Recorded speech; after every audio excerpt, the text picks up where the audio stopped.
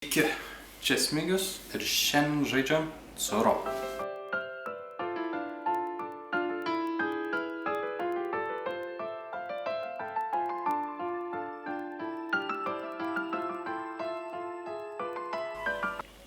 Curo skirtas nuo 2 iki 8 žaidėjų, amžius 8+, bet manau, kad būtų galima laisvai išmokyti ir jaunesnius, nes tai yra labai paprastas ir lengvas žaidimas, kuris trunka nuo 15 iki 20 minučių. Priklauso nuo to, aišku, kaip žaidėjai žaidžia, gali būti netgi ir greitesnis. Žaidimo esmė yra likti paskutiniam ant lentos. Taigi, greitai prie taisyklių, kadangi jos yra labai paprastos. Žaidėjas savo ėjimu turi 3 korteles savo rankose, iš jų turi pasirinkti vieną ir padėti prie savo žetoną. Kiekvienas turi savo spalvą ir pradeda bet kur ant lentos, kur tik nori, ant vienos iš 2 šitų linijėlių. Pasirinkęs vieną iš savo kortelių, tiesiog paima, padeda ją. Padėti kortelę reikia taip, kad pajudėtų tavo žetonas. Taigi, padedi kortelę, pajudi keliu, kuris eina ir įsitrauki kitą kortelę. Ir žaidimas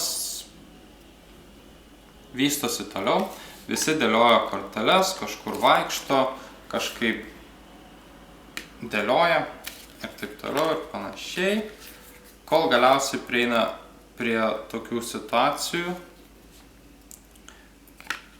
kur, tarkim, susitinka 2 vienas šalia kito.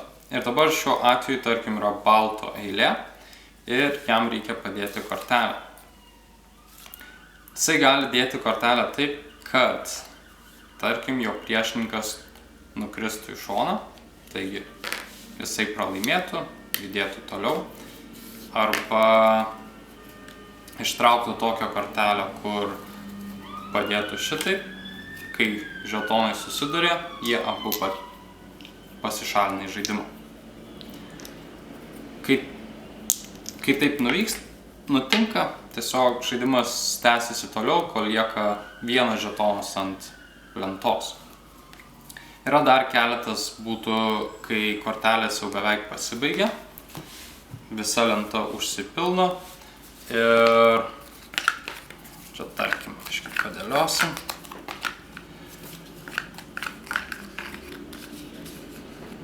Ir vienas žmogus turi 3 korteles, padeda paskutinę, jisai pasiema šitą žetoną drakoną, kuris reiškia, kad kai sekantis žmogus iškris iš žaidimo ir jisai turės atiduoti savo likusias korteles kitam žmogui. Taigi, tas žaidėjas gautų pirmas rinktis, jisai pasirinktų vieną iš tų, kurios liko ir padėtų sekančias į traukimo lentą. Nebent jau būtų kitų žmonių, kuriems irgi trūktų iki 3, tad duotų tiesiog sekančiam žmogui rinktis iš tų 2 ir taip toliau. Tad drakonas reprezentuoja tik tai žaidėją, kuriam yra pirmenybė rinktis kortelę, kai jų atsiras, jeigu atsiras. Žaidimas tikrai labai paprastas ir nesudėtingas. Vieną kartą pažaidus tikrai išmokti jį labai paprasta ir tikrai linksmas.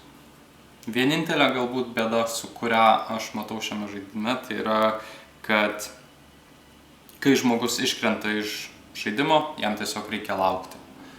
Tai yra vienintelis minusas. Bet kadangi žaidimas yra tikrai ganėtinai greitas, tai pažaidus vieną partiją galima laisvai pradėti kitą. Tad šitą žaidimą labai lengva žaisti ir su draugais, ir su šeima, ar prieš pradedant rimtą žaidimą žaisti. Tad manau, kad turėtų patikti ypač tiem žmonėm, kurie mėgsta puzles arba dėlioti kelius, kažkaip vinguriuoti, manevruoti ir taip toliau. Tad tikiuosi, kad viskas labai aišku ir linksmo žaidimo.